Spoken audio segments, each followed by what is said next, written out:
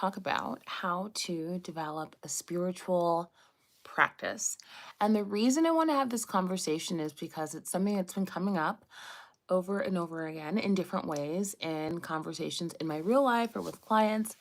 And I just thought I'm going to make a video about it once and for all, put it out there. And then next time when I get asked, I can just send them the link and tell them to subscribe.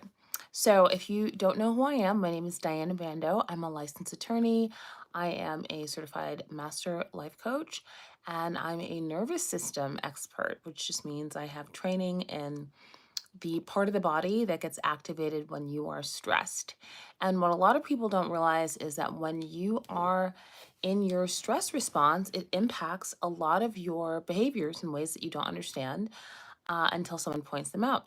And one of those ways is it impacts your spiritual life or lack thereof.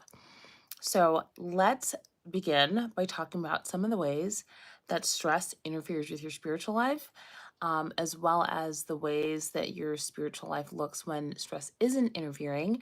And then I will go right into how to develop a spiritual practice. And so, first of all, top way that stress interferes with your spiritual life is not making time for God.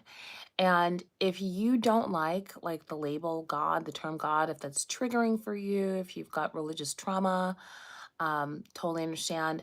Insert whatever term works for you. So whether it's universe, quantum field, source energy, infinite intelligence, whatever, resonates, what science, whatever works for you, just insert that when I say God. So, the message doesn't trigger you. So not making time for God. So if you are someone who is dealing with a lot of stress, then it's very easy to be like, I don't have time for, some type of spiritual practice. I've got shit to do. I've got kids. I've got a busy job. I've got this, that, and the other thing. I don't have time for some invisible thing somewhere that I can't see to deal with that or figure out what that is. The next one is refusing to listen to God. So, regardless of whether or not you believe in some source of infinite intelligence, everybody has inner guidance. Everybody has some invisible intelligence source within them that helps them know like when to say yes to certain things or when to say no to certain things or when someone is for you who you should avoid. There's a lot of times that people say, oh, I had a gut feeling, that this person was wrong or whatever. And that's what I'm talking about. So when you are stressed, thank you, Dean, for the compliment. When you are stressed, you ignore that inner guidance that tells you, to listen. So the next one is connecting with God only when you need something. And if you are someone, again, dealing with a lot of stress, rather than letting your spiritual practice just be a part of your everyday life, you are a lot more likely to just ignore God, pretend God doesn't exist, and then when there's a crisis, when you need something, when you need money or you're sick, then it's like, oh my gosh, God better deliver. And so kind of flip-flopping, being like, I don't believe in God. Okay, wait, now I need something. I'm going to use him like a vending machine or her, whatever you think God is. Next is bargaining with God. Um, Next is comparing your spiritual practices with other. So, um, Dean, well, okay, Dean, whatever you believe. So comparing your spiritual practices with others. So when people are in their stress response, rather than saying like, this is my spiritual practice that works for me, and I love what you're doing over there that works for you, people want to compare and say like, I pray 5 times a day. Well, I pray to Mary. Well, I use plant medicine. Well, I do this. People compare rather than just acknowledging that like we're all different and maybe the things that work to make one person feel connected to God are different than what works for another person. And the final way that stress shows up in your spiritual life is imposing your spiritual belief on the other, on other people. And so if you are someone who is under a lot of stress, one way that can show up is rather than, you know, accepting that, you know, people believe different things, you feel the need to impose what you believe on them, which sometimes is a sign that you don't actually believe what you believe and you're seeking external validation. So, next, when your stress levels are in check, here's some ways that it shows up. First of all, making time for God rather than, just being so busy and consumed with all the things that are in your day to day.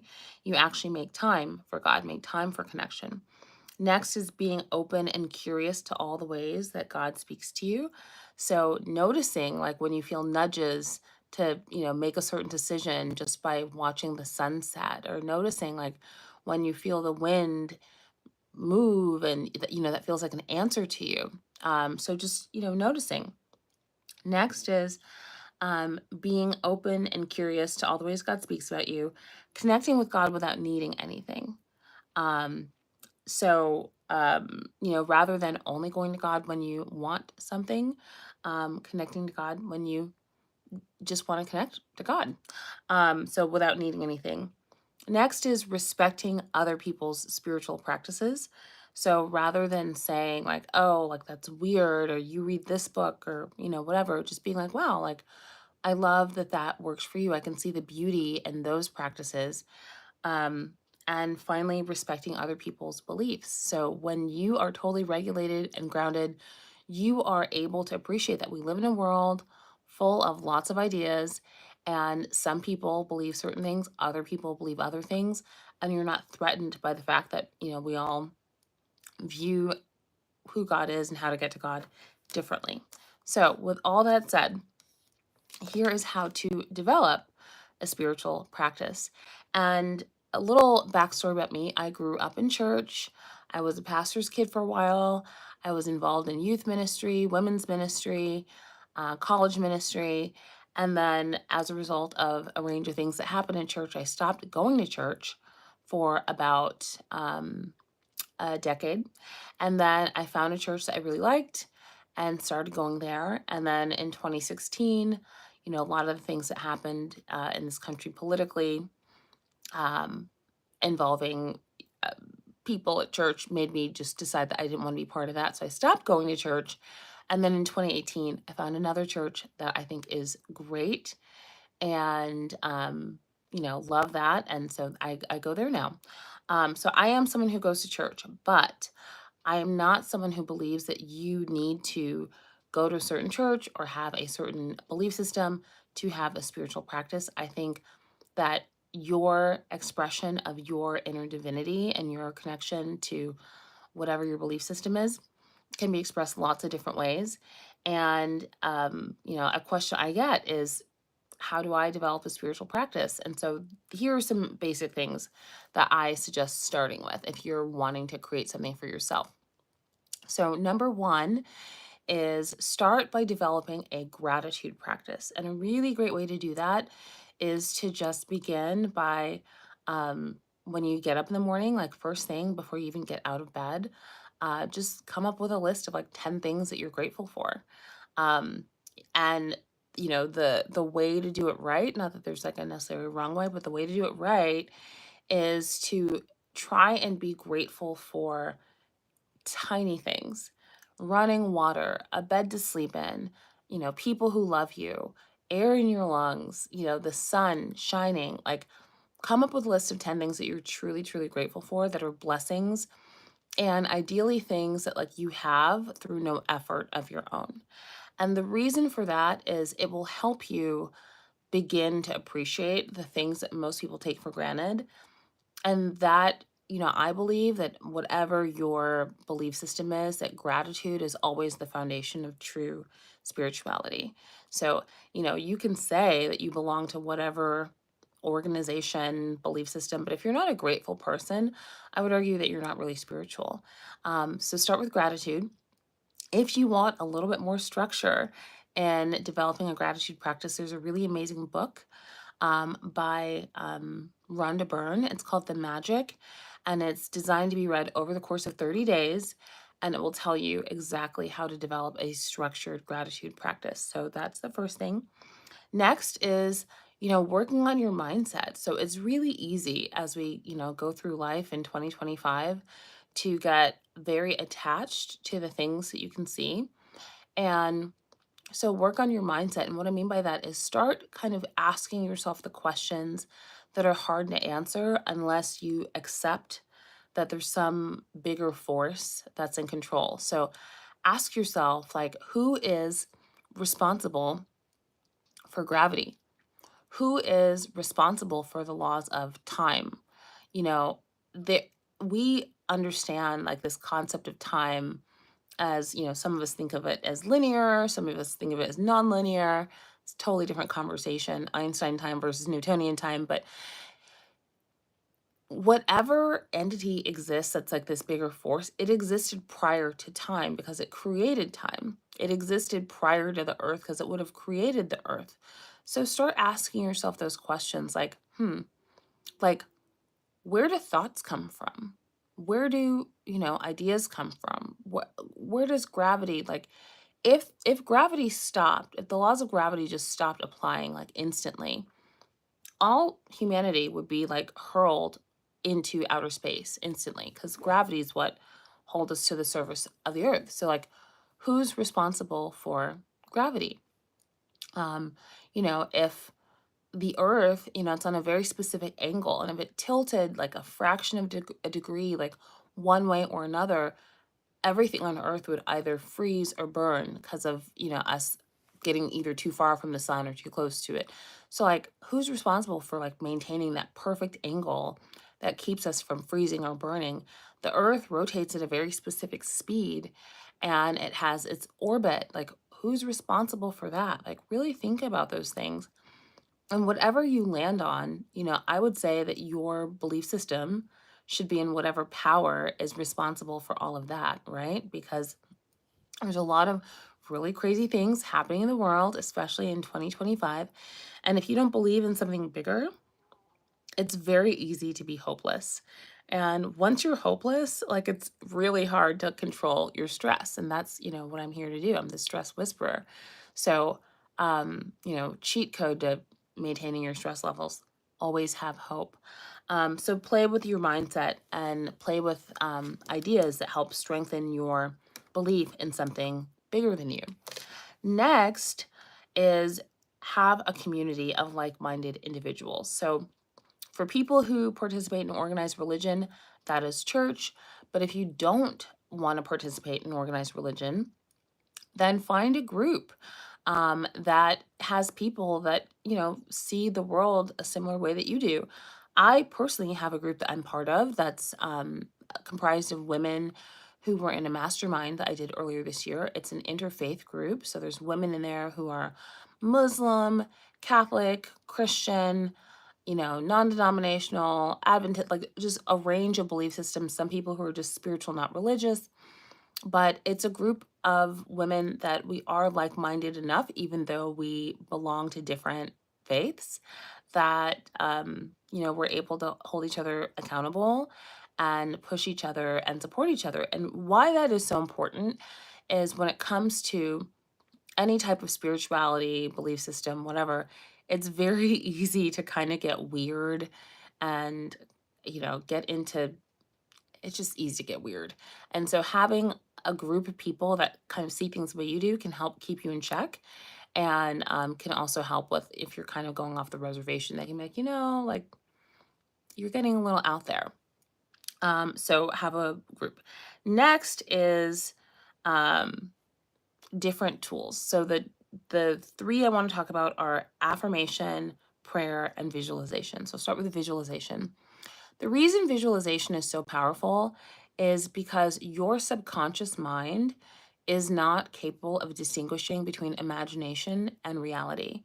And so if you can imagine something, especially if you imagine it vividly enough, your subconscious accepts it as reality. And why that matters is your subconscious is responsible for about 80 to 90% of what you do. So if you are intentional about spending time seeing yourself being happy, being successful, having a spiritual practice that, works for you, your subconscious will go to work behind the scenes, getting you to do the things that are required for you to have that result. Your subconscious can manipulate your emotions, which is why you can cry when you watch a movie, even though you know it's not real. It's your subconscious making you cry. And so but it also manipulates your behavior. So visualization is a really great, really powerful tool for speeding up how quickly you turn a desired behavior into a habit. So visualization is one. Prayer. So, if you're someone who's comfortable praying to God, praying to Allah, praying to, whatever deity, do that.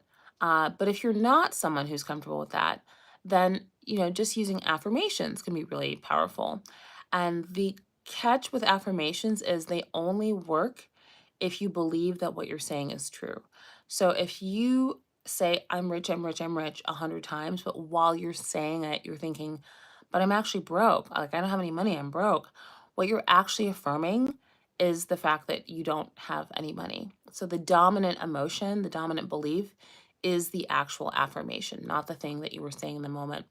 So if you are someone who doesn't have as much money as you want and you want an affirmation that would work, then what you could affirm is, I am becoming a more powerful magnet for wealth every day. So you just pick something that works for you. Sophia, thank you so much.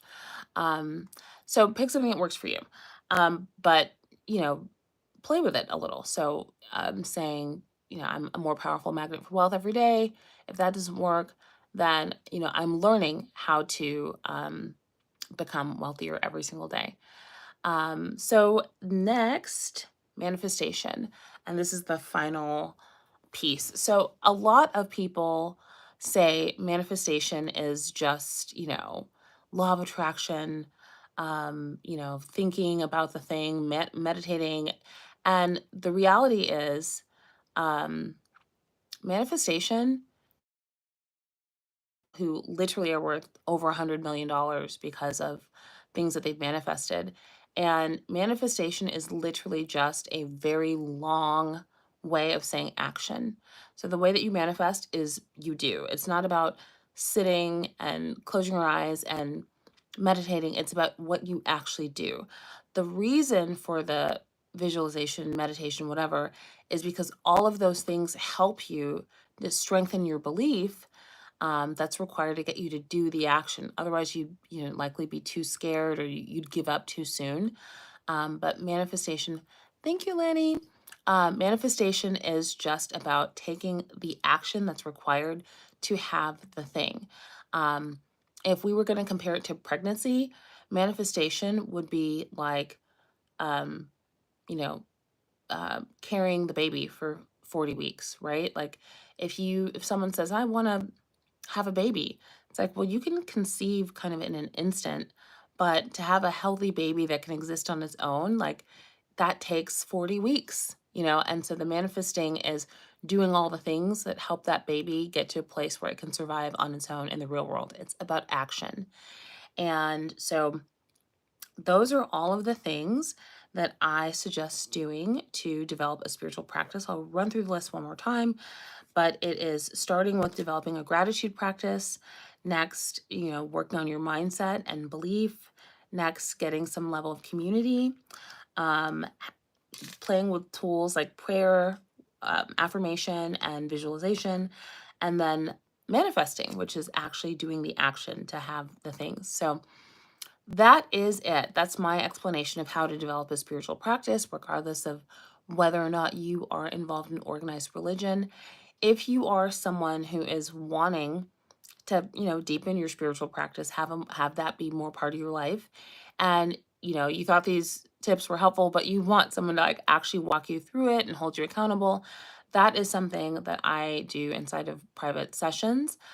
So there's links in the well, when this is posted, there'll be links in the description box, but then also in my bio on here if you would like to book a private session. I'm also doing a 90-day coaching package called the 90-day activation. And the structure of that is it's 3 90-minute sessions over the course of the next 90 days. And during those sessions, we focus on any life area that you want to make a shift in. So whether it's wanting to deepen your spiritual practice, wanting to work on your marriage, wanting to, make a shift in your career, or your business, whatever it is, we can focus on all of the above. And for 90 days, really focus on that. And the reason I thought that this would be a good time for that is, we're about to go into September and the last quarter of the year, and it's time to think about, where we've come since January and how we're going to finish this year really strong, and also how we want to start next year. So if you want guidance from a coach on how to do that, I'm happy to be there for you. Details will be in the description box when this is posted. And right now, you can just go to the homepage on here and find a link to book individual sessions to work with me one on one. So that is all for now. I hope this was helpful. Um, if you're watching the replay, let me know where you're watching from. And if you are someone like I am who maybe grew up in church, left church, came back to faith, is trying to figure it out for yourself, I hope that this gave you a little bit of a roadmap that you can use to figure out, a path to a spiritual practice that is based on you, that really works for you. So that's all for now. Thank you so much for watching. Thank you to those who joined live. And I will be back. I recently set a goal to start live streaming daily, so it's not normally going to be this late, but I will be going live more often. So if there is a topic that you would like me to discuss, feel free to mention it in the comments because I love ideas. So that's all for now. See you in the next one. Bye.